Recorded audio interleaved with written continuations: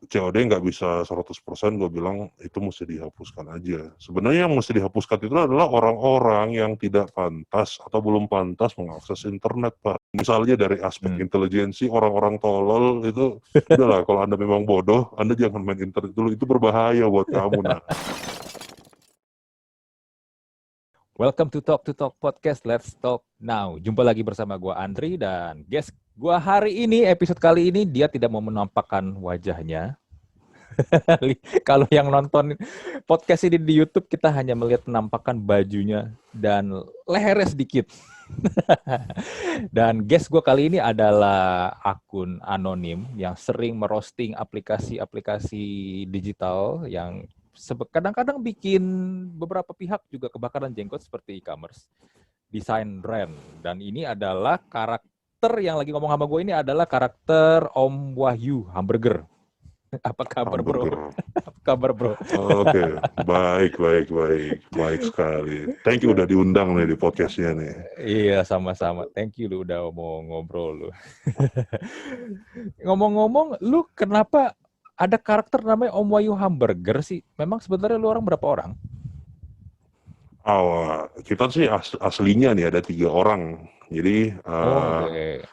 ada 3 orang yang ngebangun ini. Ada karakter namanya Basuki. Kita panggilnya Basuki Bottom Shit.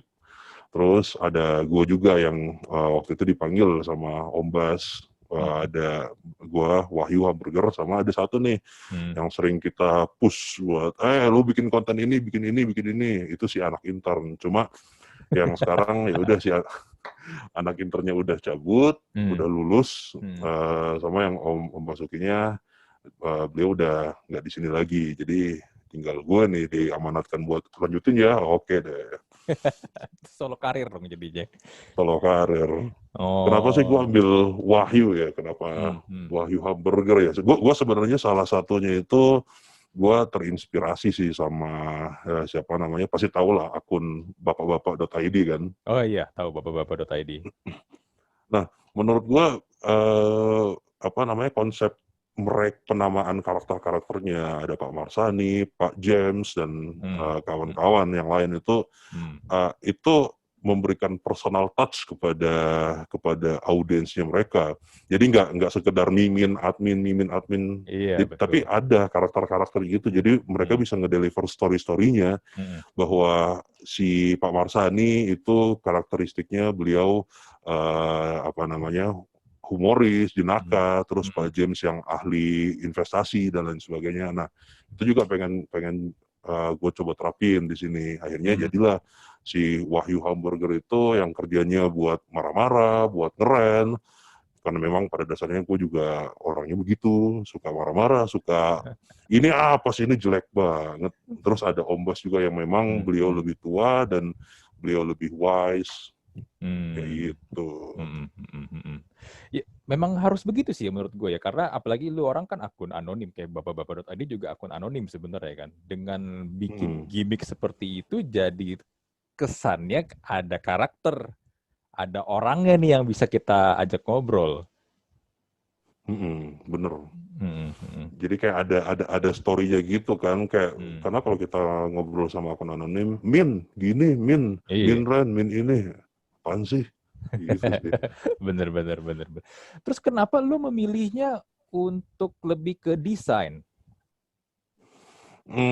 Karena kalau misalnya gua milihnya ke otomotif, kayaknya itu bukan background gua sih. Ya karena kita bertiga memang backgroundnya itu desain. Sehari-hari juga Om Bas, beliau juga ya bisa dibilang seseorang di kantornya. Gue juga hampir seseorang, tapi ternyata bukan seseorang di kantor gua. Si anak intern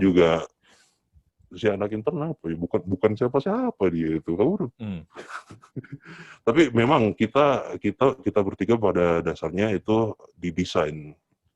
Setiap harinya didesain, dan memang banyak itu sih, banyak keresahan-keresahan yang kita lihat ya di dunia desain. Makanya kita Om Bas waktu itu, gimana kalau misalnya kita gini. Gue waktu diajak sama Om Bas nggak mikir lagi. ayo, itu ide yang bagus dan susah ditolak. Saya senang buat marah-marah Om, ayo. Lu seneng buat marah-marah. Iya. Tapi ini ya, desainnya lu lebih memilih desain ini, aplikasi-aplikasi startup ya? Mm. Karena kalau buat ngomongin desain secara umum atau pemaknaan desain secara sehari-hari, dalam hal ini desain grafis, itu bukan ekspertis kita. Karena memang kebetulan lagi kita memang kerjanya di startup gitu, main-main nama aplikasi, kayak gitu sih. Nah, tapi lucunya gini, kemunculan kalian ini kan boleh dibilang hampir berbarengan ya, e-commerce kalian, desain brand, lalu ada Ride Halloween, lalu ada Iya. Taktek Boom. Taktek Boom. Kalian tuh muncul kan boleh dibilang hampir bersamaan kan. Ini gue jadi sempat pikir begini sih, apakah kalian ini sebenarnya janjian atau jangan-jangan orangnya kurang lebih sama atau gimana sih? Nah, gue juga berpikir begitu, jangan-jangan kita ini tiap hari ketemunya bareng-bareng nih, tiap hari ketemu nih. Nah, iya kan? Karena gini, biar gimana pun scoop kalian itu kan lebih ke startup kan, startup di Indonesia pada khususnya. Yep. Gua rasa ini salah satu triggernya memang si kucing itu sih, si kucing bandel itu sih. Jadi gua salut sih sama si kucing e-commerce. Mereka itu banyak menginspirasi lah orang-orang yang mungkin sedikit berani. Kenapa gue bilang sedikit? Karena kalau berani banget ya mereka gak bakal anonim. Iya, betul. At least mereka punya keinginan lah buat mengekspos sisi lain yang tidak terlihat sehari-hari. Jadi bisa gue bilang sih memang kalau apalagi untuk desaineran ya, desaineran itu benar-benar terinspirasi sama e-commerce.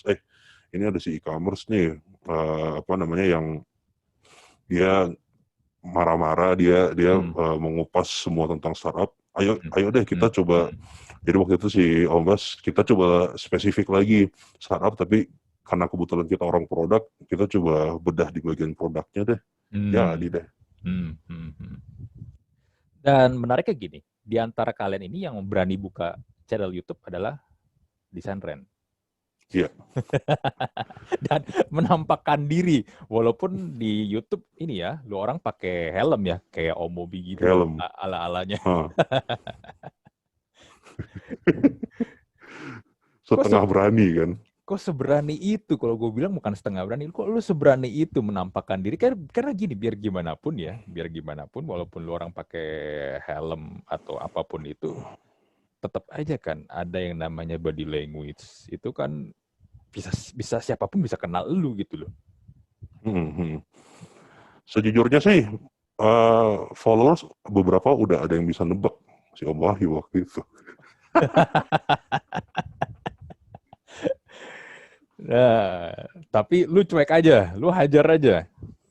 Hajar aja karena ya nothing tulus kalau ketika mereka tahu, tapi si Om Wahyu itu juga nggak pernah mengiyakan, nggak pernah bilang enggak. Ya udah silahkan tenggelam dengan rasa penasaran kamu. Lagi juga kalau lu tahu Om Wahyu itu siapa, lu bakal kaget juga sih, karena ternyata si Om Wahyu itu bukan siapa-siapa, bukan orang yang setiap hari lu lihat di LinkedIn nge-share hal-hal yang inspiratif gitu, bukan yang sering muncul di poster-poster. Ini mentor ini, bukan. Dia itu kalau pokoknya ibaratnya kerikil lah, bukan siapa-siapa.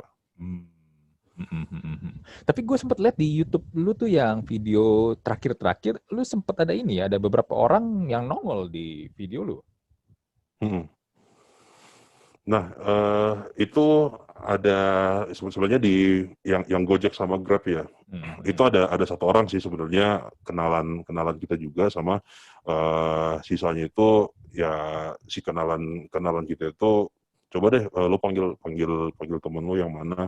Nah yang ngerekrut waktu itu si anak intern memang. Jadi si anak intern coba ngerekrut mereka, coba screening. Kalau misalnya memang aman, mereka nggak ada sangkut paut sama dunia perstartupan, nggak ada pokoknya nggak ada sangkut pautnya lah. Oke, lolos kayak gitu sih. Tapi tetap ya, lo orang lebih berani dalam konteks ini sih kalau menurut gua. karena berani menampakkan diri itu menurut gua ya tetap aja kan resiko pekerjaan juga ini.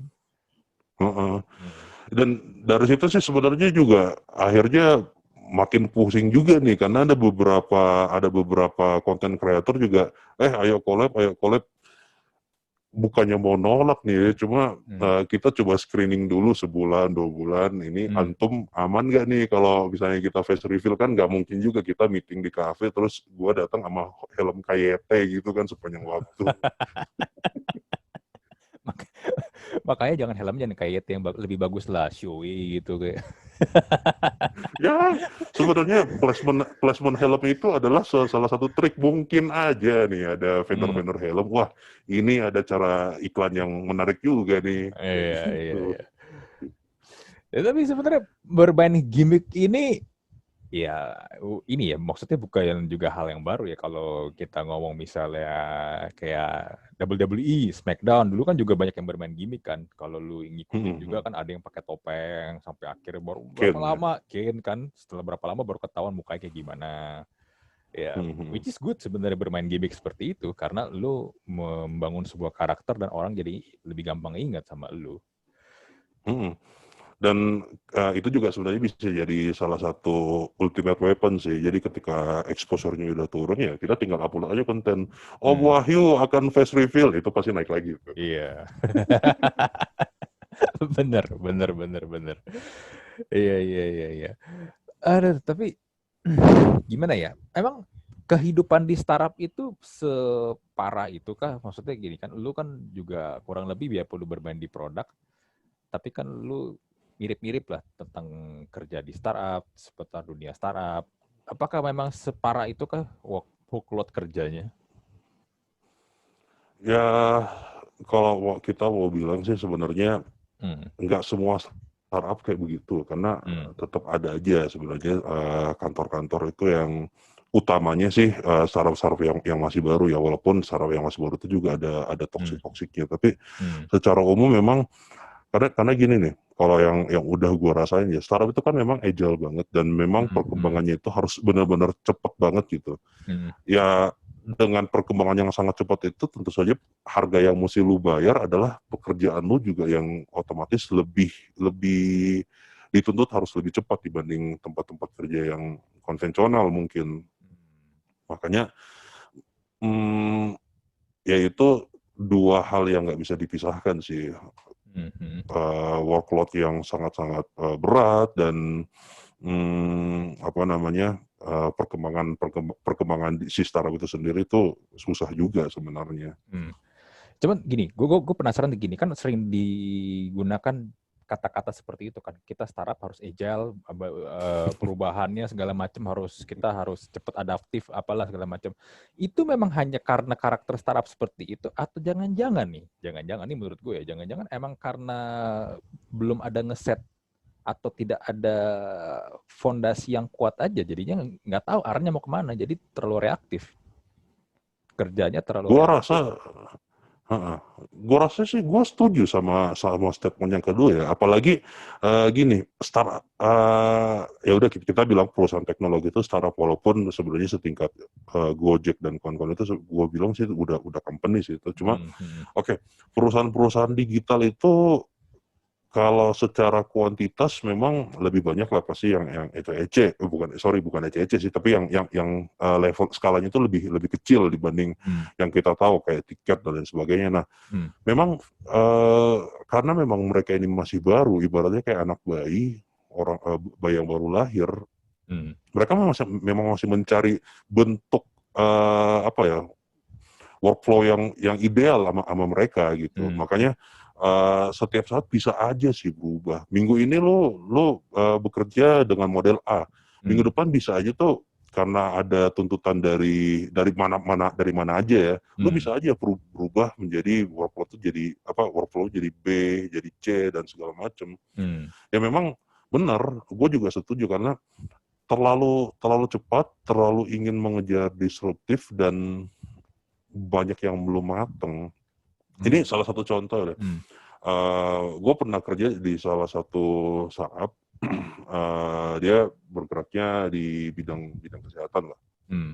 Nah, dia umurnya waktu itu gue join, dia umurnya baru 2 tahun, tapi luar biasa, pendanaannya sekian, terus valuasinya itu nggak bisa dibilang startup, cuma untuk perusahaan yang umurnya baru 2 tahun itu cukup luar biasa menurut gue. Tapi proses rekrutmen itu masih amburadul, proses pendokumentasian itu juga masih tidak ada, dan yang paling parah proses administrasi antara kita nih misalnya orang development sama orang operasional itu tidak ada. Dan kalau misalnya nih kita mau minta inventaris atau pendataan inventaris, pada saat lu minta itu bisa aja baru kepikiran sama orang GA-nya. Oh iya bener juga ya, masih ada gininya ya. Setai itu sebenarnya, makanya kacau. Iya. Gue kemarin sempat pernah ngobrol-ngobrol juga sama beberapa orang lah ya. Dan gue menemukan juga gini sebenarnya. Salah satu problem di startup ini kan boleh dibilang mulai booming naik gara-gara Gojek dan Tokopedia kan di Indonesia ya. Kita ngomong dalam konteksnya di Indonesia ya. Lalu mulailah nih anak-anak muda nih, milenial dan Gen Z sekarang yang juga udah mulai masuk fase kerja ya, berpikir, wah ini seksi banget nih, mulai berpikir pada bikin startup sendiri. Which is good. Itu bagus banget kan, kita jadi bisa mengikuti perkembangan teknologi juga kan, nggak ketinggalan negara lain. Tapi ada satu hal yang menurut gue ini yang jadi problem di mana-mana. Karena mereka ini masih muda, malah boleh dibilang mungkin banyak dari mereka co-founder startup ini yang even mereka belum pernah kerja ataupun kerja pun belum mencapai level di mana mereka tuh harus memimpin manajerial, minimal manajer lah ya, gua biar gampang minimal manajer lah. Dan tiba-tiba harus memimpin sebuah perusahaan, dapat dana. Itu gue lihatnya jadi ini sih, jadi OKB. Bukan hanya orang kaya baru, tapi orang kuat baru yang nggak mau melepas powernya. Karena mereka berpikir ini perusahaan gue yang harus mimpin. Ya kalau lu mampu nggak masalah. Tapi masalahnya kan, apakah lu udah sanggup, apakah skill lu, knowledge lu udah bisa? Karena memimpin itu menurut gue ada faktor pengalaman juga yang bermain di situ kan. Lo ngomong kayak begini, gue jadi keinget gue di 6 tahun yang lalu sih. Gue sebenarnya salah satu bentuk penyucian dosa gue itu gue berpartisipasi di akun ini karena sejujurnya mungkin sekitar 5 atau 6 tahun yang lalu gue pernah terlibat di gerakan-gerakan seperti ini, gerakan-gerakan nonsens seperti ini. Oke. Jadi tadi waktu lo bilang OKB, orang kaya baru, gue sih lebih setuju kalau bilang orang kaya bodoh sih. Gini, gue waktu terlibat di dalam lingkaran setan yang seperti ini, itu benar-benar apa yang lo bilang tadi itu nggak salah dan benar. Gini, waktu negara kita tercinta ini terinspirasi dengan yang namanya Gojek dan kawan-kawan, pemerintah buru-buru sangat tergesa-gesa untuk membuat program-program startup akselerasi, inkubator dan sebagainya. Waktu itu sekarang udah ada, jadi gue sebut aja ya, Kemenparekraf itu udah gak ada kan? Bekraf. Badan Ekonomi Kreatif. Oh iya. Gue sempat join di situ. Gue sempat join sama gerakan mereka karena wah ini rewardnya exposure nih, asik nih. Nanti kita coba bahas soal star syndrome ya. Tapi nanti. Nah, gue jujur waktu itu juga gue sempat kena star syndrome di bawah under apa namanya Backcraft, terus dari kota ke kota itu jualan ludah, startup is bla bla bla bla, UX bla bla bla, UI bla bla bla. Yang mana program itu sebenarnya adalah ingin membuat sebanyak-banyaknya startup di Indonesia, dan yang audiens yang di-guide mereka adalah orang-orang yang baru lulus. Di situ di tahun kedua mata gue baru terbuka. Men, ini salah. Kenapa lo mesti menggayat orang-orang tidak berdosa ini untuk menjadi founder startup? Itu nggak keren, coy. Kenapa lo ngajak mereka untuk menjadi founder startup? Kenapa tidak menjadi SDM aja gitu?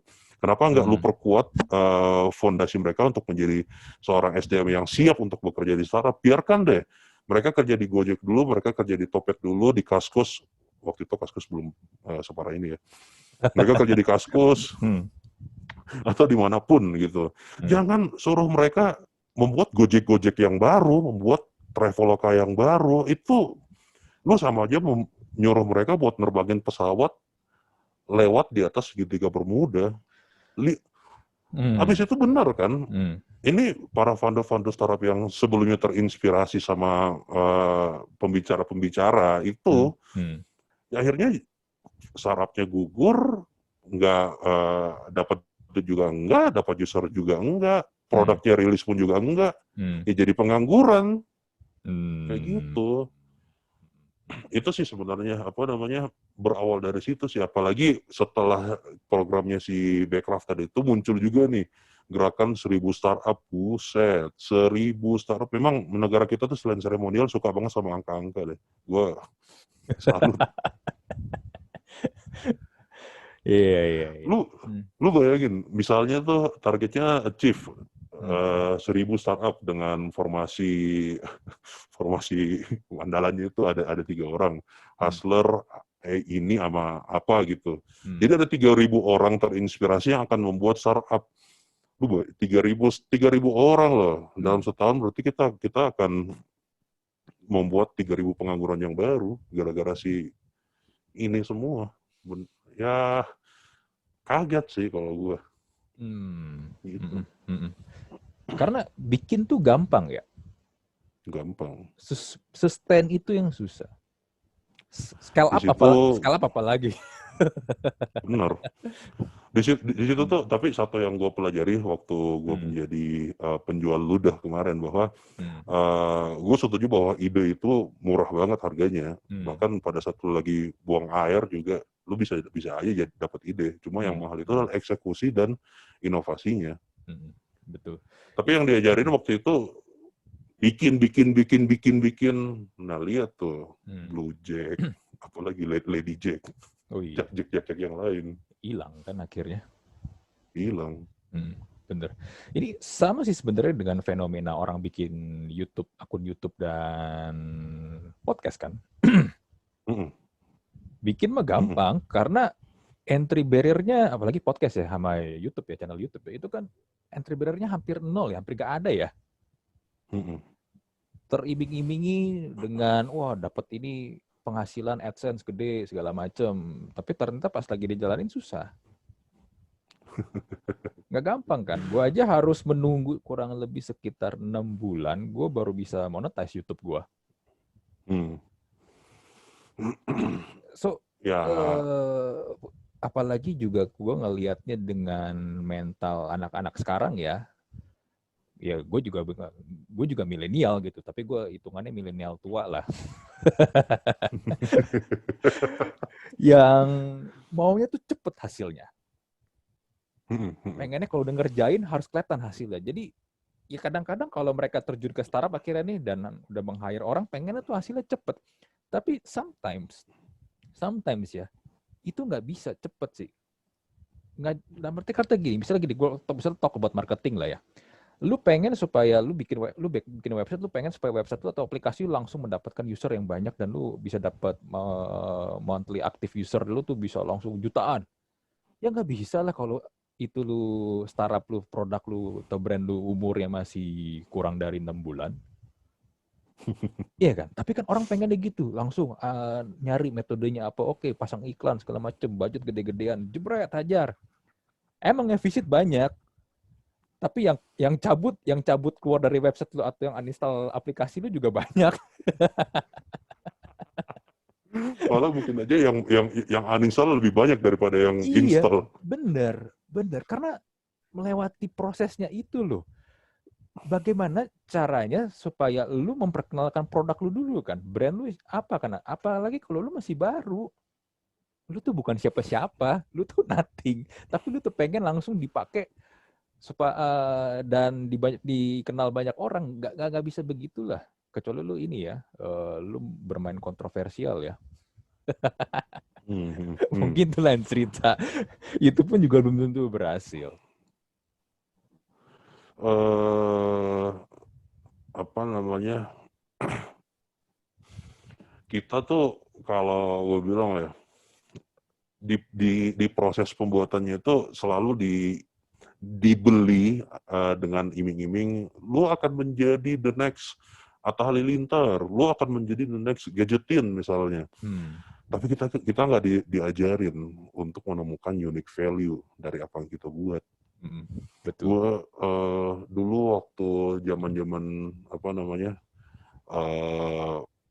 booming-boomingnya Gojek dan kawan-kawan, itu banyak banget tuh bapak-bapak lah ya, bapak-bapak berduit tuh nyamperin, terus saya mau dibuatin aplikasi Gojek dong untuk, jadi mereka pengen dibuatin aplikasi Gojek lokal. Jadi kalau lo tinggal di Batam, ada Gojek versi Batam, lo tinggal di Makassar, Gojek versi Makassar, versi Manado dan lain sebagainya. Tapi nggak ada unique value-nya. Mindset itu yang nggak ditanamkan ke siapapun, ke calon-calon kreator. Pokoknya yang penting selama ini jualannya itu selalu, Anda menjadi YouTuber, Anda bisa mendapatkan sekian. Waduh bangsat, gue aja yang bikin channel YouTube yang orientasinya bukan mau monetize, itu gue ngeliat ini yang nggak mau monetize aja nih, itu pressure-nya kayak berat banget gitu. Gue mesti rajin untuk ngupload apa namanya konten, gue mesti konsepin konten dan lain sebagainya. Gimana kalau orang yang benar-benar mau monetize dari situ? Itu yang yang ditanamkan sih. Iya, karena selalu ke-skip. Proses itu selalu ke-skip. Apa yang diberitakan, apa yang dikasih lihat itu pokoknya orang ini udah sukses, udah kaya, bisa beli ini itu, bisa pokoknya macam-macam lah. Tapi selalu melewati proses. Sekarang gini deh, kalau kita mau ngambil contoh startup di Amerika lah, kita ngomong di Silicon Valley lah ya. Even sekelas Steve Jobs pun nggak langsung jadi Steve Jobs seperti yang kita kenal kan. Ketika Apple baru berdiri pun CEO-nya bukan dia. Iya kan? Tapi pas lu bahas Steve Jobs, gue jadi ingat juga sih dulu waktu awal-awal startup itu kan Steve Jobs, Mark Zuckerberg itu sering dijual, Bill Gates juga sering dijual. Mereka tidak lulus, mereka DO. Sampai pada saat itu banyak banget orang-orang yang terinspirasi, ya udah saya DO aja kalau begitu. Bedanya gini, Bill Gates sama Mark Zuckerberg itu drop out. Oke, tapi mereka drop out kuliahnya di mana? Mereka kuliah di Harvard.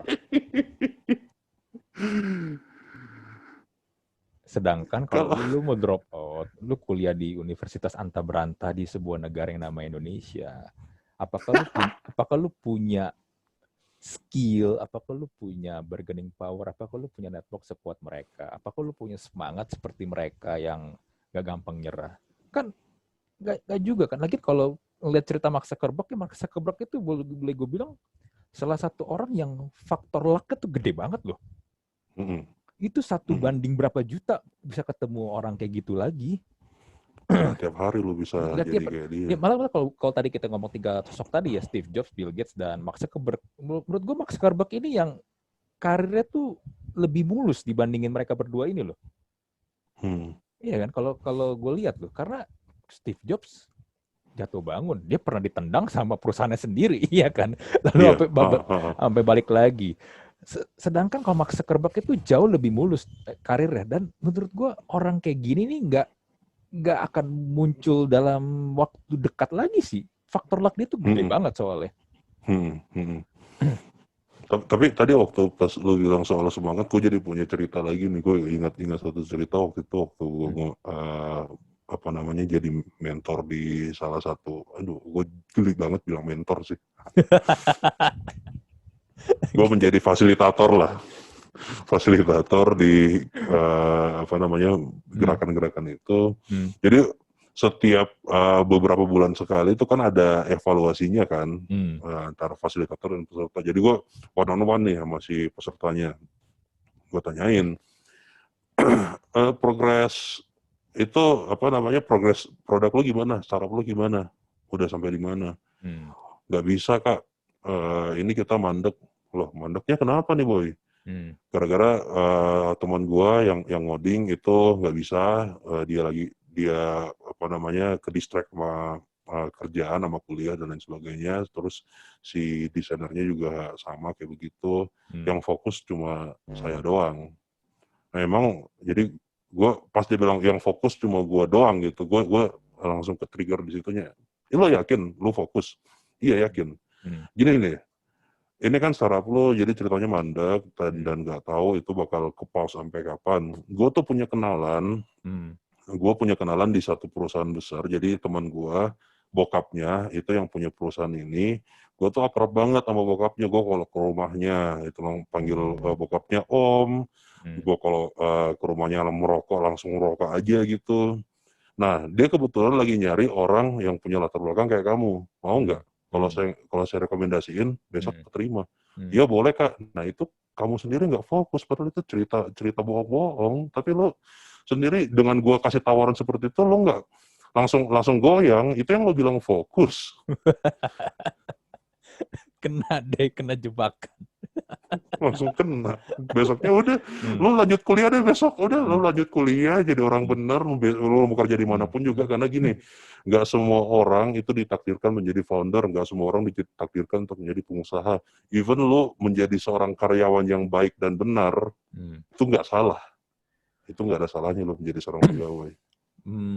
Ya, gue setuju dengan statement itu. Karena nggak semua orang itu punya mental untuk jadi pengusaha sih, bener.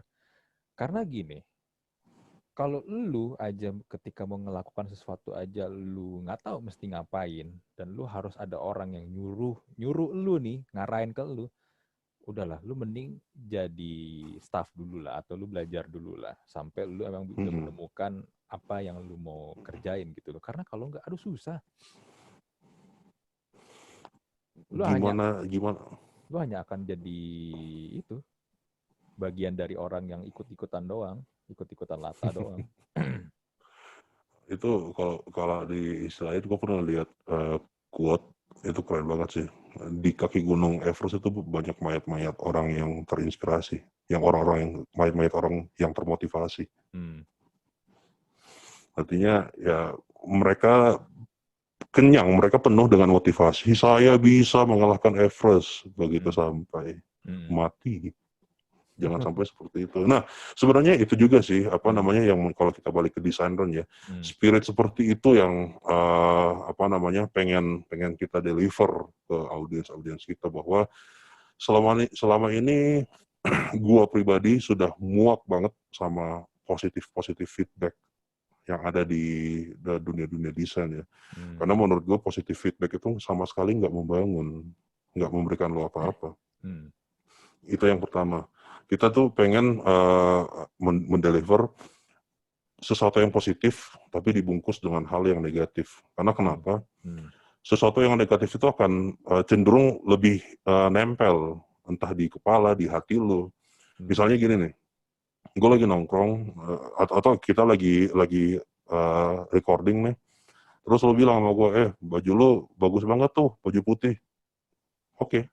Apa yang bisa gue dapat dari situ. Tapi kalau misalnya kita recording terus bilang baju lu jelek banget warna putih, kita pakai putih-putih kayak lagi melayat aja nih, itu bakal doang. ngena. Kurang kuaci doang.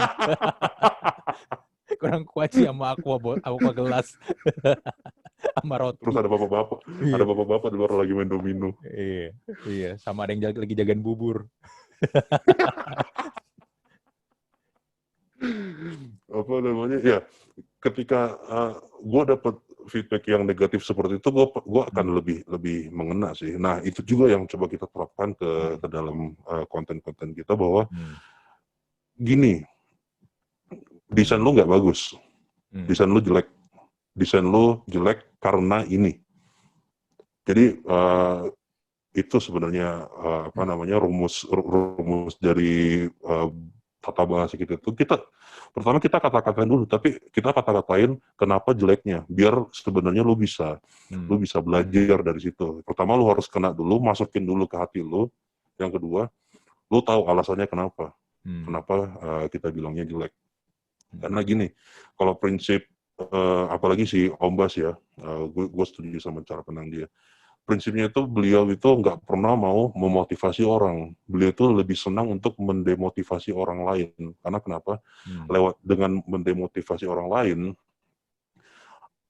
itu seseorang itu punya dua pilihan. Entah dia benar-benar akan menghentikan langkahnya, atau dia akan lebih men-challenge dirinya sendiri bahwa Om Bas lu salah. Kalau misalnya dia menghentikan langkahnya, at least dia nggak membuang waktu untuk mencoba sesuatu yang dia sendiri nggak yakin. Dia bisa mencoba hal yang lain. Tapi kalau misalnya dia men-challenge dirinya dan memang berhasil, lu nggak rugi. Om Bas juga nggak rugi. Kayak gitu sih. Itu yang mau coba kita deliver. Dan untungnya juga sampai sekarang audiens kita tuh dari awal itu nggak ada yang sakit.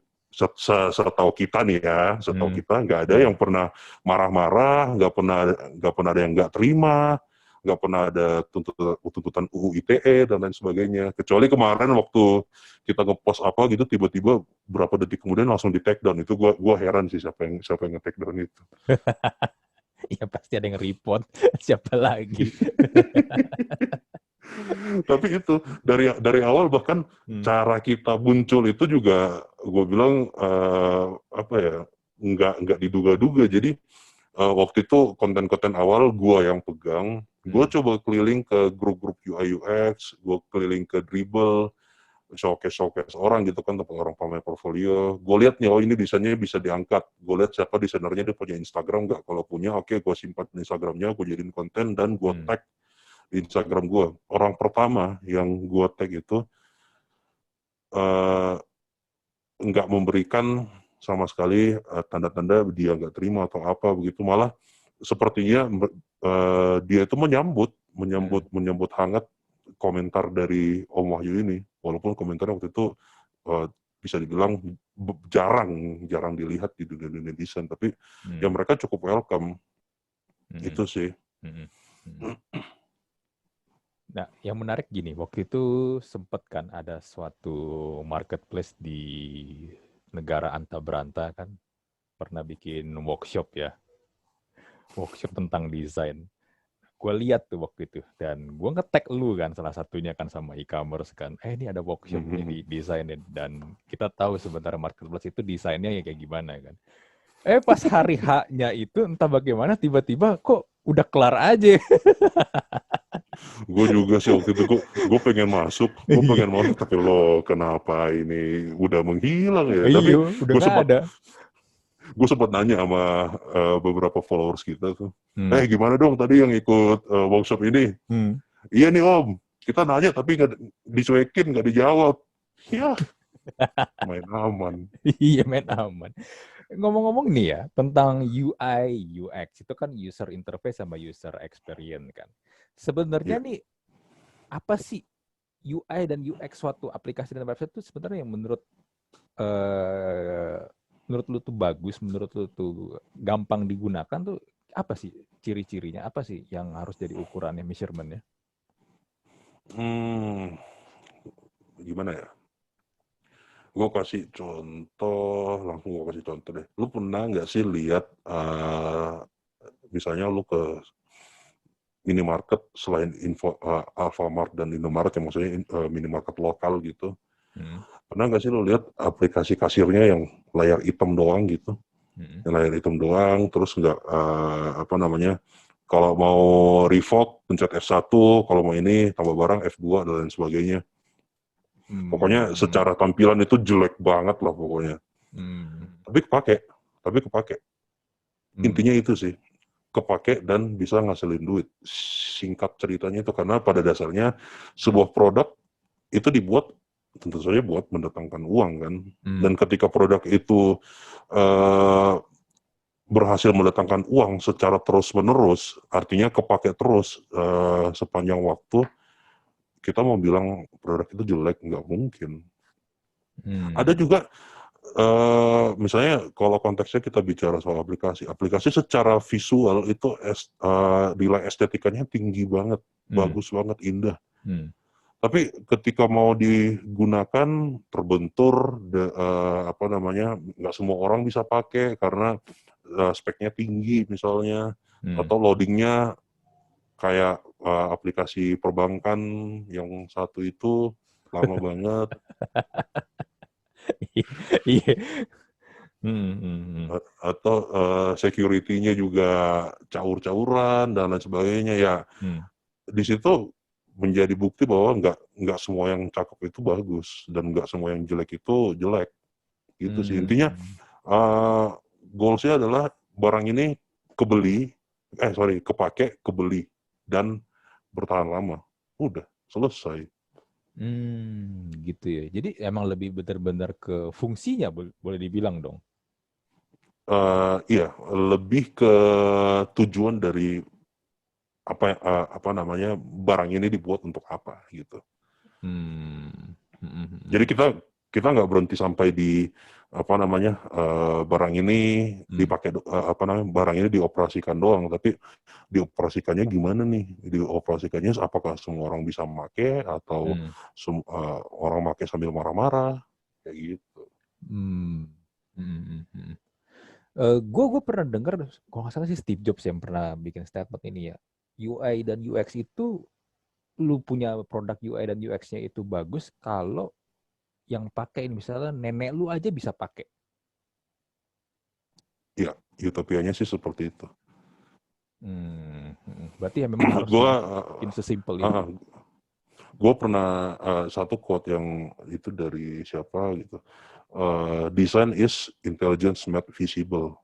Desain adalah kecerdasan yang dibuat terlihat. Atau kalau bisa gue tambahin, desain itu adalah kecerdasan yang bisa dibuat, bisa terlihat dan dirasakan. Jadi ketika lo melihat sebuah desain yang wah anjir ini keren, ini jenius, ini cerdas. Oke, itu is a design gitu. Dan harus lihat target audience lu juga ya. Iya, ya sama lah kayak sebenarnya konten yang kita buat itu sendiri pun kayak misalnya lu membuat konten podcast, gue dengan konten Instagram gue, itu kan sebuah produk juga sebenarnya.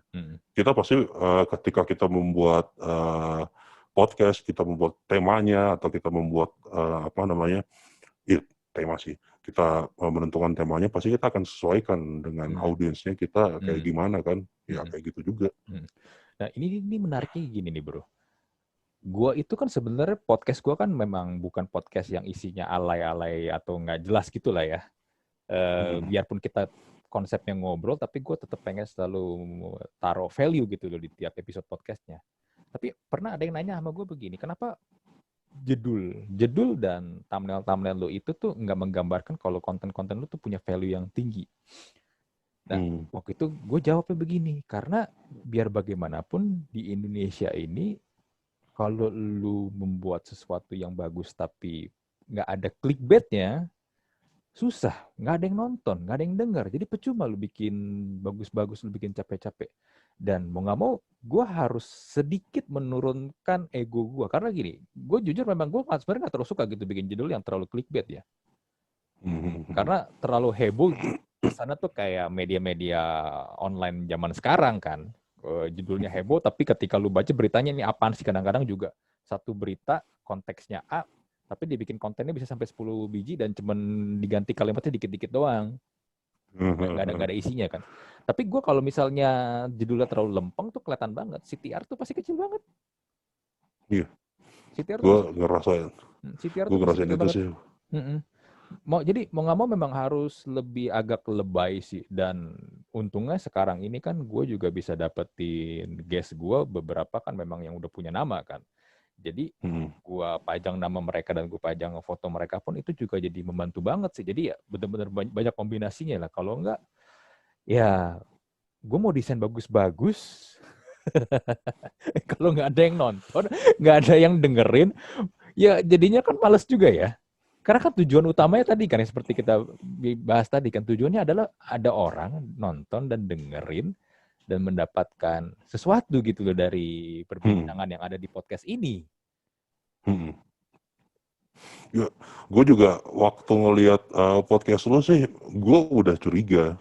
Ini thumbnailnya kenapa seperti ini? Tapi dia bisa ngundang Aderai, bisa ngundang Ronald Surapraja. Ini sesuatu pasti dia sengaja nih pasti, gue yakin. Dan memang terbukti sengaja lu bikin kayak begitu ya. Iya. Tapi kalau nggak ada yang nonton bro, nggak ada yang dengerin. Pertanyaan gue untuk cover apa namanya, cover thumbnail YouTube dan sebagainya, emang seperti itukah selera orang-orang kita? Maksudnya dari sisi visual serame itukah? Karena gue juga melihat dari channel-channel yang sering gue nonton, misalnya kayak channelnya Gadgetin, kita tahu lah secara estetika si Gadgetin itu, si David dan teman-temannya videonya bagus kualitasnya, tapi thumbnailnya juga serame itu. Itu yang pertama. Terus channel yang sering gue nonton juga misalnya channelnya MLI. MLI juga, ya kita tahu MLI itu seperti apa orang-orangnya, tapi ya mereka juga desainnya sekacau itu sih. Apakah memang audiens YouTube hal itu yang menarik mata mereka gitu? Nggak bisa dipungkiri iya. Nggak bisa dipungkiri iya. Karena kalau gue nih yang gue lihat ya, audiens gue itu bermain di segmen B sama C. Audiens gue ya. Ya kadang-kadang ada lah yang D lah, tapi D kayaknya juga jarang, karena kalau kelas D itu kayaknya kalau buat dengerin podcast rada susah ya, nggak masuk ya. Tapi bermain di B. Saya mau ngejokes di situ cuma nggak aman nanti. Tapi bermain di B dan di C. Yang di A juga ada lah, tapi yang di A pun menurut gue juga sebenarnya nggak, ya mungkin buat mereka dengerin it's okay, tapi mungkin akan jauh lebih ada impact-nya di B dan di C sih sebenarnya kan. Ya balik lagi, karena kan kita mau naruhin value supaya orang-orang ini ketika dengerin atau nonton kan kasih mereka inspirasi buat mereka mungkin melakukan sesuatu yang lebih besar dalam hidupnya. Kan tujuan besarnya itu kan, cita-citanya begitu, mimpinya begitu. Tapi memang nggak bisa dipungkiri kayak gitu bro. Karena ya kita ini kan negara dengan tingkat literasi yang buruk ya. Gue sih gak setuju dengan statement itu, tapi bentar deh. Atau ya udah deh. Gue sebenarnya gini sih, negara kita tuh tingkat literasinya cukup bagus. Tapi yang dibaca apa dulu? Kualitas bacaannya yang perlu dipertanyakan. Gue sebenarnya masih bingung sampai sekarang loh. Gue kalau menemukan orang yang begini, udah jelas-jelas di depan mata dia ada harganya, ada foto barangnya, ada tulisannya, mereknya, size-nya, semua tuh ada lengkap. Kenapa masih juga selalu bertanya harganya berapa? Size-nya apa aja? Warnanya ada apa aja? Sedangkan semua keterangan barangnya tuh ada di situ. Why? Gue sampai sekarang masih nggak mengerti kenapa gitu. Kenapa? Itu juga, sayangnya kayaknya nggak ada peneliti yang berniat untuk meneliti orang-orang seperti itu ya. Gue juga bertanya-tanya, apalagi sekarang diperparah dengan apa namanya COD. Ya gue yakin bahwa kasus-kasus itu tuh diawali atau memang berasal dari orang-orang yang bertanya harganya berapa kan, padahal ada di depan mata lu tuh harganya berapa. Orang-orang kayak gitu gue yakin. Nah itu kan COD itu yang kemarin rame ini kan udah berapa kasus tuh sampai hari ini kita rekaman ya 3 ya. Itu yang ini ya, yang keangkat ke media ya, yang viral ya, yang nggak viral gue yakin banyak pasti kejadian-kejadian kayak begini. Menurut lu sebenarnya COD ini perlu nggak sih? Karena kalau dari gue pribadi ya, COD ini sebenarnya sebuah kemunduran dari sebuah sistem belanja online. Dengan lu mengaktifkan COD lagi. COD ini kan zaman lu masih di Kaskus dulu kan. Tahun 2009, 2010 cuy. Itu 10 tahun yang lalu. Ya ketika orang-orang yang seperti kita pun juga ini masih ragu dengan sistem transfer kan. Tapi menurut gue sih untuk kita yang berada di kota besar memang itu adalah sebuah kemunduran. Tapi apa namanya, beberapa daerah di tempat kita ada yang memang lu nggak bakal bisa nemu ATM BCA di situ. Yang benar BCA atau BCA sih? BCA Lu ya, nggak, BCA lah ya. BCA, ya, BCA sama aja. PCA dong. Ya itulah pokoknya. Lu nggak bakal pernah bisa nemuin ATM BCA di situ karena satu-satunya ATM di situ mungkin cuma BRI, dan itu pun di depan supermarket, minimarket yang itu pun juga minimarketnya cuma satu-satunya di situ. Artinya ya buat transfer itu aja udah sulit banget gitu loh. Dan menurut gue COD itu salah satu upaya untuk menjangkau orang-orang yang ada di daerah-daerah terpencil seperti itu sih sebenarnya. Makanya COD nggak bisa 100% gue bilang itu mesti dihapuskan aja. Sebenarnya yang mesti dihapuskan itu adalah orang-orang yang tidak pantas atau belum pantas mengakses internet, Pak. Makanya kemarin gue bilang, gue tuh setuju konsep pemerataan internet itu nggak usah diratain deh.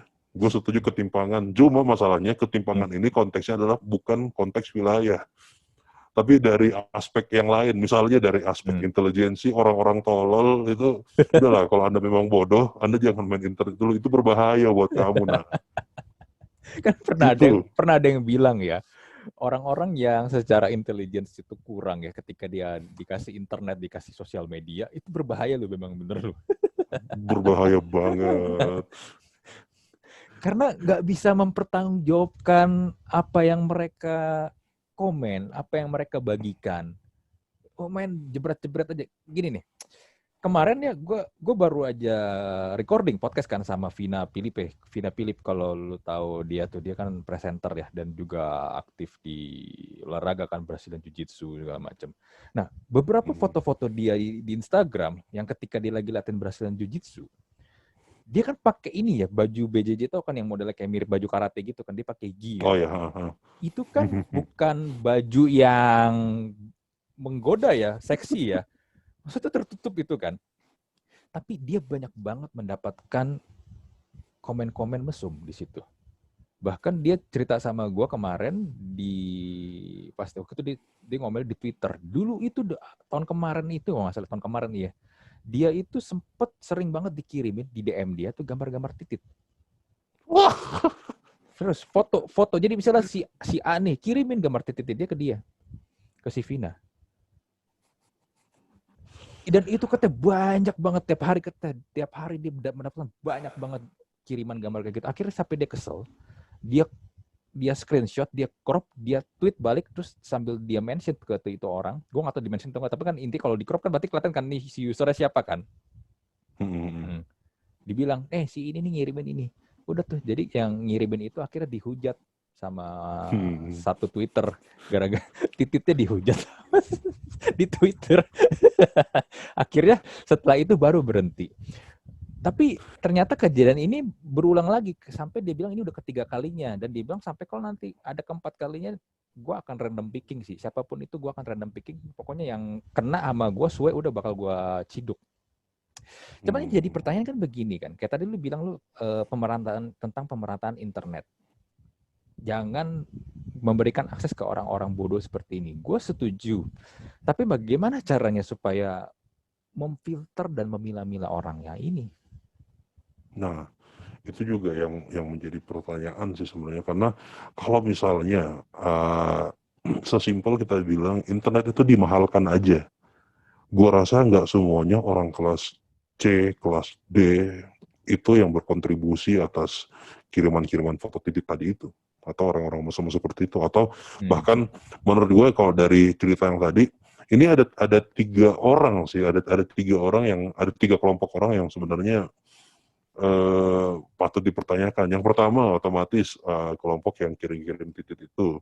Terus yang kedua orang-orang yang mesum tadi. Sama yang ketiga orang-orang yang ngehujat titik si orang itu. Maksud gua lu punya waktu terlalu banyak kali ya. Waktu lu banyak banget buat buka komen, terus lu ngevisit si pemilik titik itu. Cuma gue yakin bahwa 3 kalangan itu nggak semuanya berasal dari kelas B atau kelas C, kelas D. Pasti ada aja orang-orang yang orang-orang mampu atau orang OKB misalnya. Nah makanya menurut gue dengan membuat akses internet itu menjadi sedikit lebih mahal, itu kayaknya kurang efektif walaupun sedikit akan membuat dunia menjadi sedikit lebih baik. Lu berasa nggak sih perbedaannya ketika kita mulai tahun 2009 boleh dibilang adalah tahun di mana mulai smartphone bermunculan kan, kita mendapatkan akses internet jauh lebih gampang, lebih mobile kan. Kalau dulu kan kita kalau mau internetan harus buka komputer atau buka laptop kan. Nah, tapi semenjak ada BlackBerry dan akhirnya iPhone dan kawan-kawan masuk kan, orang makin kesini makin gampang mendapatkan akses internet kan. Tapi lu rasain gak sih perbedaannya ketika tahun 2009 sama sekarang tuh beda banget ketika lu main Twitter atau main Facebook dan main Instagram? Beda banget kan? Beda banget. Dulu kayak damai banget kan? Dulu kayak damai banget kan? Damai banget. Dulu kita seringnya ngekaskus gitu kan, opini-opini tai itu nggak ada. Tapi gue kasih ini menurut gue aja ya, satu contoh yang baru-baru aja terjadi itu ketika Clubhouse itu eksklusif di iOS, yang mana perangkat iOS itu udah memfilter dirinya sendiri untuk penggunanya kan. Waktu Clubhouse eksklusif di iOS, itu akan menjadi konten-kontennya bisa kita bilang cukup berat, berkualitas dan lain sebagainya, walaupun banyak pamer dan kita nggak ngomongin itu. Tapi ketika dia udah bisa diakses di Android, ya lihat sendiri kan kemarin yang pas gue screenshot, apaan ini kenapa ngomongin mabar Mobile Legend? Itu sih, itu satu contoh kecilnya sih. Sebenarnya gini, menurut gue internet kita itu butuh detoksifikasi dari orang-orang yang punya waktu luang terlalu banyak untuk mengakses internet. Karena banyak orang nganggur di sini. Nah, itu dia. Mungkin gara-gara program 1000 startup atau 2000 startup kali ya? Enggak juga sih kalau menurut gue. Tapi memang itu jokes. Banyak orang senggang menurut gue. Banyak orang punya waktu senggang untuk melihat, mengkomen dan gimana ya? Gue kan di Clubhouse pun juga baru install di Android gue kan kemarin kan. Ya jujur sih boring ya. Iya sih. Jujur sih boring sih kalau Clubhouse itu tambah ngapain. Udah nggak seramai dulu juga kan. Tapi gue suka melihat ada beberapa room yang orangnya itu lagi dan dia tuh kayaknya nggak kejogrok di sana 24 jam. I don't know apa yang dilakukan di Clubhouse gitu. Apakah dia emang nggak punya kehidupan lain kah? Dia terus pantengin Clubhouse kah? Kadang-kadang ketika roomnya udah nggak ada orang, tinggal dia sendiri doang di situ. Makanya gue sampai bingung. Apakah memang kita ini sebenarnya punya waktu luang banyak aja? Teman kadang-kadang di permukaan atau di sosial media kita sering melabeli atau memposting kalau kita lagi sibuk bla bla bla bla bla. Gue sih jujur melihat fenomena internet ini ya. Lu tau nggak sih di China? Di China itu kan sebenarnya kalau gue ngeliat karakter orang China di daratan ya, China mainland sama orang Indonesia itu sebenarnya ada sedikit kemiripan. Kita itu sebenarnya sama-sama susah diatur. Oh iya.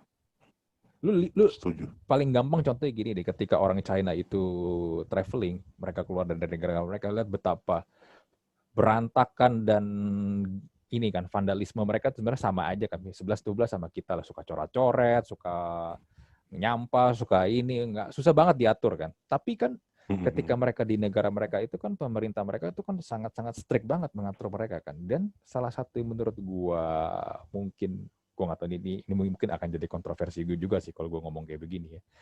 Kayak nggak apa-apa, viewers Pak. Kayak credit scoring di negara mereka. Jadi setiap orang itu punya credit scoring. Jadi ketika lu melakukan sesuatu pelanggaran, ketika lu melakukan sesuatu misalnya kayak contoh deh, komen mesum di Instagram dan lu ketahuan, credit scoring lu berkurang. Ketika credit scoring lu berkurang, akan ada benefit-benefit juga dalam hidup lu yang berkurang. Contoh misalnya kalau di sana lu nggak bisa akses masuk ke MRT atau naik kendaraan umum. Sampai lu ini ya ada kayak ada waktunya kan, nanti lu baru bisa pakai lagi setelah berapa lama sekian, jadi kayak ada hukumannya juga dulu buat lu kan. Atau mungkin benar-benar dimatiin sama sekali akses lu sampai sosial media pun lu nggak dikasih akses. Dan apakah itu berhasil? Menurut gue ya itu berhasil di sana karena itu bisa ngatur orang-orang yang susah diatur di sana. Nah, tapi gue nggak tahu nih kalau misalnya ini mau diterapin di Indonesia, apakah kita siap untuk SDM dan juga sistem ya? Karena itu mau nggak mau kan harus membangun sebuah sistem yang sangat-sangat rapi banget kan, ketika lu bisa tahu nih si ini nih rese nih, si ini ngelanggar lalu lintas nih, si ini robos lampu merah nih. Wah, gue rasa sih, misalnya negara kita pun siap secara infrastruktur untuk membuat sistem seperti itu, gue yakin kurang nggak lebih dari 3 bulan MRT itu udah nggak ada yang akses, Pak. atau mungkin ada yang mau akses tapi diterabas sama mereka. Karena gini deh, kayak kemarin kan sempet rame kan kalau di Jakarta ke CCTV semua pokoknya kalau yang langgar lalu lintas akan kita itilang kan. Lu lihat sekarang tetap aja masih ada yang udah jelas-jelas di traffic light kayak itu ada kamera yang lu bakal jepret lu kan, diterabas juga aja tuh gue lihat tuh lampu merah. Mungkin orang-orang kita tuh butuh yang namanya punishment, direct punishment sih, langsung harus dibayar cash. Bayangin deh, contoh nih ya, ya kita, gue ngomong agak jauh deh. Lu korupsi, punishment-nya yang paling berat adalah nanti lu katanya dibawa ke neraka misalnya. Orang tetap aja korupsi karena hukumannya nggak cash. Tapi kalau misalnya lu ngirim foto titik, nggak nunggu 1-2 detik itu titik lu langsung pindah ke jidat misalnya, gue yakin nggak ada lagi orang ngirim foto titik kayak gitu. Serem banget langsung pindah ke jidat. Kenapa Anda harus merasa seram? Anda kan nggak melakukan itu. Iya, tapi gini, lu bayangin aja, ntar misalnya nih, let's say nih ada 1.000 orang yang komen di satu foto. 1.000 orang tiba-tiba jidatnya ada titiknya, kan aneh. Serem banget. Kalau kayak gitu tuh lu akan melihat di MRT ada 1.000 orang yang titiknya di jidat dan dia nggak bisa ngakses MRT, udah jelas. Anda habis ngirim apaan nih? Iya. Iya ya, karena ini ya bener kata lu ya, punishment-nya nggak langsung ya, lu nggak langsung dapet punishment dari apa yang lu lakukan. Karena misalnya lagi nih ya, tilang sebenarnya kalau di negara kita rambu lalu lintas itu fungsinya selain menambah penghasilan tempat-tempat advertising untuk pengadaan dan lain sebagainya, dan estetika di jalanan itu udah nggak ada lagi karena rambu lalu lintas itu nggak kebaca sama orang-orang. Tapi ketika ada polisi di situ, yang mana misalnya nih di Jakarta, lo di Semanggi misalnya, nggak ada polisi, lo pasti akan terabas aja lurus. Lo akan lurus aja, lo nggak mutar ke kiri dulu, mutar ke bawah gitu kan. Tapi ketika ada polisi, pasti percayalah orang itu akan lewat kiri dulu, mutar ke bawah. Kenapa? Ya karena instan, Pak.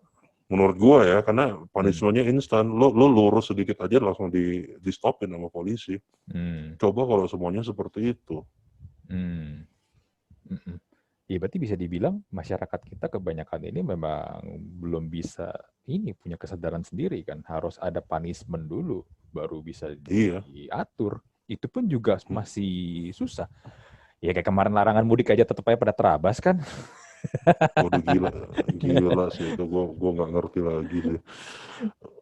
Sampai ada yang bilang kan, mudik gak mudik corona tetap ada, tapi bisa aja ini lebaran terakhir lu sama orang tua. Ya lebaran terakhir kan Anda pulang ke rumah. Iya, Makanya, aduh gimana ya? Gua waktu itu sempat pernah dengar Helmi Yahya pernah ngomong begini, orang Indonesia itu terkenal sopan, saling menghormati ya. Hmm. Tapi orang kita itu juga ternyata hanya sopan doang, hanya hormat doang, tapi tidak bisa menghargai, tidak bisa respect kepada orang lain. Kalau misalnya gue bilang orang kita tuh lebih ke nggak enakan, bukan sopan sih, nggak enakan sih. Lebih ke Iya nggak keenakan. sih? Mm-mm. Kayak misalnya, tapi nggak juga, salah juga sih kalau gue bilang nggak enakan, karena banyak orang yang ignoran juga sih. Gue nggak tahu, orang-orang kita tuh unik pokoknya, Hmm. unik-unik semuanya. Hmm. Ya jadi Apalagi kembali. kalau kita ngomongin orang-orang Indonesia Hmm. di internet ya, Hmm. orang-orang Indonesia di internet Hmm. itu akan membuka kelucuan-kelucuan baru lagi sih, gue yakin.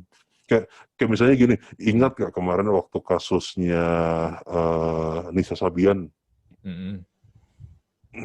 waktu ada isu-isu selingkuh apa segala macam Hmm. gitu kan, Hmm. gue coba tuh visit profilnya, gue lihat komen-komennya, ya Tuhan, Anda punya waktu luang sebanyak itu untuk meriset si Nisa Sabian ini udah pernah kemana aja. Dan ada satu komen itu yang memang dia menjabarkan secara deskriptif apa aja kronologi si Nisa Sabian ini waktu terindikasi selingkuh. Gue pikir ini luar biasa, ini kemampuan literasi yang luar biasa, ini menarik, tapi sayangnya Anda gunakan untuk hal-hal yang tidak ada gunanya seperti ini. Iya. Menurut lu jadi gimana nih? Apakah bisa nggak internet dibatasi di Indonesia untuk misalnya para pengguna-pengguna yang ya gitulah. Sebenarnya kalau gue ya, bisa sih, bisa aja. Salah satu solusi yang terlintas di kepala gue adalah itu, kita membuat daya beli si internet ini menjadi sedikit lebih sulit. Itu yang paling apa namanya, paling dekat mungkin yang bisa kita lakukan. Bisa sih, bisa. Tapi apakah masyarakat akan menerima itu? Gue pasti enggak itu. Pasti tidak. Karena gini, menurut gue dengan cara lo membuat internet itu sedikit lebih mahal, internet itu akan menjadi sebenarnya gini, internet itu bukan kebutuhan utama sih, bukan hanya karena kebiasaan kita aja yang akhirnya membuat internet itu menjadi salah satu kebutuhan primer. Padahal sebenarnya lo nggak ada internet juga informasi tetap jalan. Lu mau bilang apa? Dengan internet lu bisa dapat informasi yang gimana dulu, informasi hoax juga lu bisa dapat di internet, dan informasi hoax pun juga lu tanpa internet juga lu bisa dapat itu, cuma kemungkinannya lebih kecil gitu. Artinya orang-orang yang memang belum waktunya, jika misalnya internet udah lebih mahal ya, kalau memang lu belum sanggup untuk membeli itu, memang lu belum waktunya mengakses itu, lu belum waktunya untuk menggunakan internet. Karena mendingan lu beli beras dulu deh, baru lu beli kuota. Jangan sampai lu beli kuota cuma buat main Free Fire, lu cuma buat main game, cuma buat komen-komen ini Sabian misalnya. Ya, resource lu akan lebih berharga kalau lu putar atau lu simpan ke tempat yang lain. Itu sih, internet harus dibuat lebih mahal lagi. Jangan-jangan ini Kominfo dengar besok internet per bulan itu harganya jadi 500.000 per kilobyte ya. Anjir, malu banget. 500.000 per kilobyte, Pak. Tapi lu ingat gak sih dulu zaman apa namanya, waktu SIM card itu masih eksklusif banget sampai ada kotaknya gitu. Iya. Ada SIM kotaknya, card dulu terus mahal. saat mahal kan. Waktu SIM card mahal itu ada nggak sih orang yang make buat penipuan, selamat saya dari PT WhatsApp Indonesia? Nggak ada kan? Nggak ada. Iya, nggak ada. Itu loh. Ya, mana apalagi waktu itu Hmm. untuk beli SIM card juga sulit kan. Hmm. Hmm. Hmm. Ketahuan nih umurnya ngomongin SIM card lama. Iya, dulu tuh kotaknya bagus loh. Iya, Dulu kan sampai kotaknya sampai ya bisa, disimpan kan. iya Gue ingat dulu hmm. bokap gue nyimpen di lemari. Iya, dulu kotaknya bagus loh. Bisa lu pakai lagi, bisa lu buat simpen kartu nama. Soalnya keren kotaknya. Mm-mm, Kotakan itu keren. mm-mm. Keren dan mahal. Apalagi dulu waktu zaman-zaman pulsa tuh masih mahal. Apa namanya? Memang SIM card waktu itu udah terjangkau, tapi Hmm. pulsa Hmm. pulsa 1.000 rupiah itu masih baru Tri yang jual. Jadi kalau misalnya waktu itu lu masih pakai Telkomsel, lu pakai masih Mentari waktu itu, Hmm. yang paling murah ya 25.000. Hmm. Itu juga sepertinya dunia nirkabel masih aman-aman aja. Tapi ketika semuanya Hmm. udah affordable ya Hmm. seperti inilah. Ya plus minus lah ya, dengan kemudahan akses Mm-mm. internet seperti sekarang, membuat orang juga ini kan lebih gampang mengakses internet. Tapi ya tetap sih ya, kalau menurut gue memang siap nggak siap, tapi memang sebenarnya masyarakat kita ini mengalami shock culture sih dengan adanya internet Mm-mm. sekarang ini sih. Mm-mm. Atau kalau misalnya kita nggak mau bikin itu lebih mahal, ya udahlah kita bersabar sedikit lagi sampai Hmm. kita memang benar-benar ada di puncaknya, puncak kekacauannya pasti kurvanya akan turun lagi, akan turun dan dunia akan udah bisa mulai beradaptasi dengan internet ini. Hmm. Masih ada ya orang yang harus beradaptasi sama internet, gue heran loh. Ya kalau misalnya sebenarnya gini, kalau ngomong kelakuan user-user internet yang kadang barbar itu sebenarnya nggak cuma di Indonesia doang sih. Di luar juga Mm-mm. kalau lu Banyak. banyak, lu menemukan orang-orang seperti itu juga banyak. Teman mungkin memang akan kita berasanya lebih unik dengan kondisi di sini karena kan kita tinggal di sini kan. Kita melihat ternyata oh banyak ya orang-orang yang seperti ini ya ketika mereka berhadapan dengan teknologi perkembangan internet.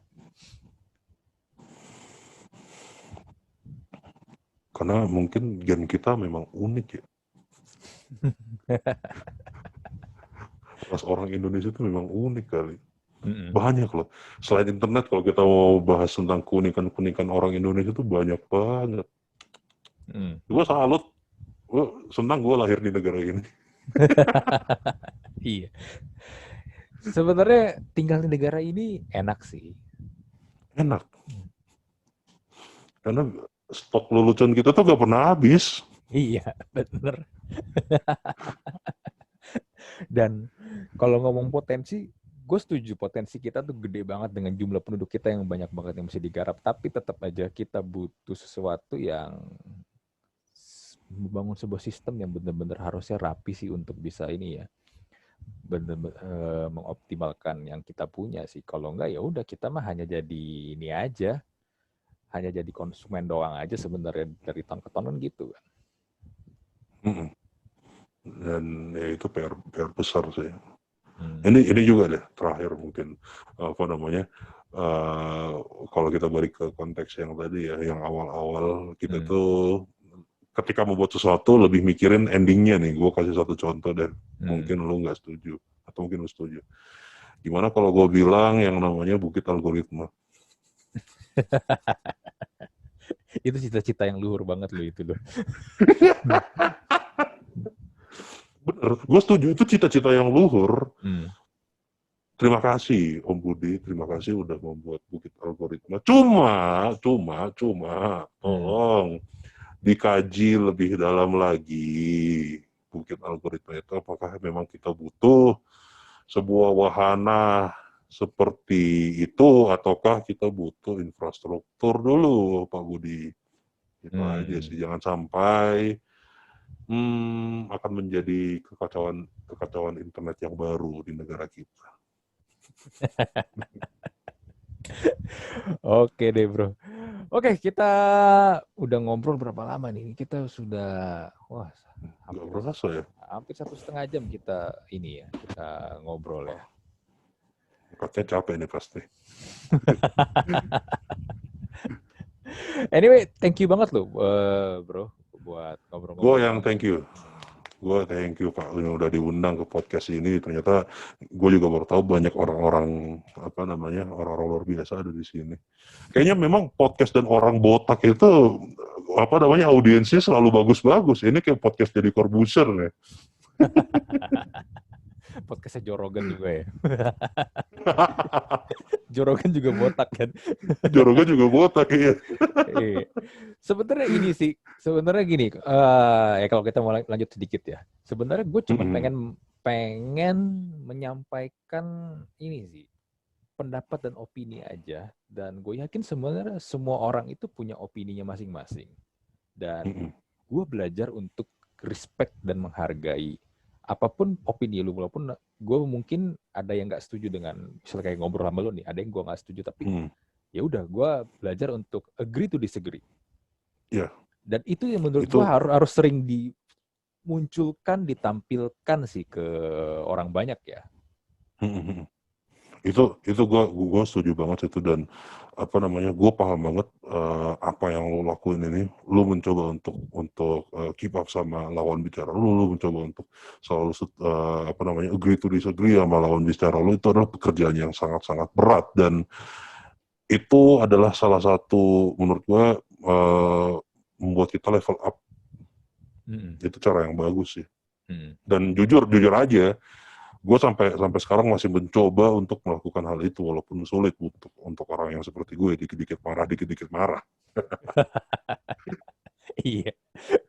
Ya, tapi kita harus belajar untuk itu sih. Harus sangat-sangat belajar untuk itu. Jadi jangan sampai ketika ada orang berpendapat A, langsung ketika lu nggak setuju, langsung lu diserbu lu nyerbu dia rame-rame. Gue nggak setuju sama pendapat lu. Ya udahlah, semua orang punya opini masing-masing. Lu kan nggak pernah tahu kan, kalau lu nggak pernah berdiri di sepatunya dia, ya lu nggak pernah tahu kan apa yang dia udah alami kan, sampai akhirnya dia punya opini kayak begitu kan. Memang susah buat orang kita untuk berempati ya, susah banget. Iya. Mau selalu menuntut simpati sih. Iya, padahal simpati mahal ya. Jangan, nanti di take down, Pak. Oke deh, thank you sekali lagi bro. Thank you juga, gue thank you udah diundang ke sini. Kapan-kapan lagi dong ya. Iya, boleh. Nanti kita ngobrol lagi kapan-kapan. Oke, kita akhiri podcast kita kali ini. Gua Andri dan Om Wahyu Hamburger juga mohon pamit. Oke, kita jumpa lagi di episode berikutnya. Bye.